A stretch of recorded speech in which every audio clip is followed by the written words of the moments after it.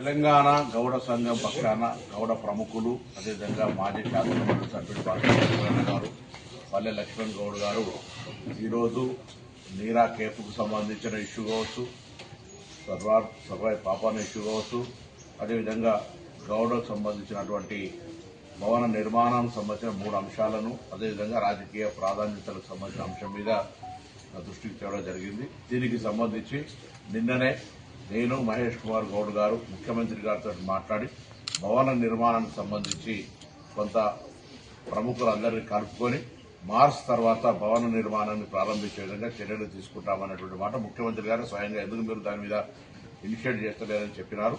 దాంతో పాటుగా సర్వాయి పాపానికి సంబంధించి ఆ ట్యాంక్ బండ్ మీద ఉన్న విగ్రహానికి సంబంధించిన స్థలం విషయం లోపల గతంలో ప్రతిపాదించిన స్థలము లేదా దాని దగ్గరలో మంచి స్థలానికి సంబంధించిన అంశం మీద మేము మా ఇద్దరికే బాధ్యతలు వేస్తున్నాడు. ఈ 2 విషయాలను వారితో చర్చించడంతో పాటుగా నీరా కేఫ్కు సంబంధించి జూపల్లి కృష్ణారావు గారితో, టూరిజం ఎండీ ప్రకాష్ రెడ్డి గారితో నిన్న వారి కార్యాలయంలో సమావేశం ఏర్పాటు చేసుకున్నాం.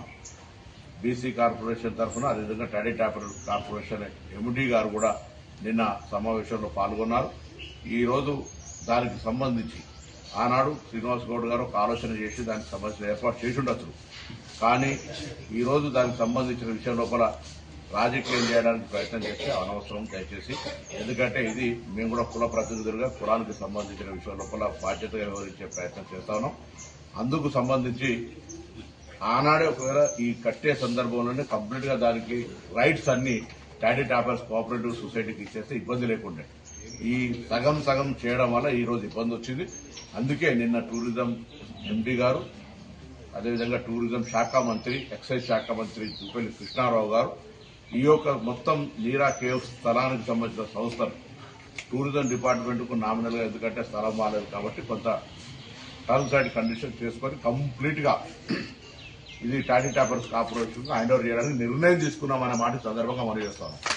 3 సమస్యలను చేస్తాను. గౌడ పెద్దలు గమనించండి. నేను మీ ప్రతినిధిని.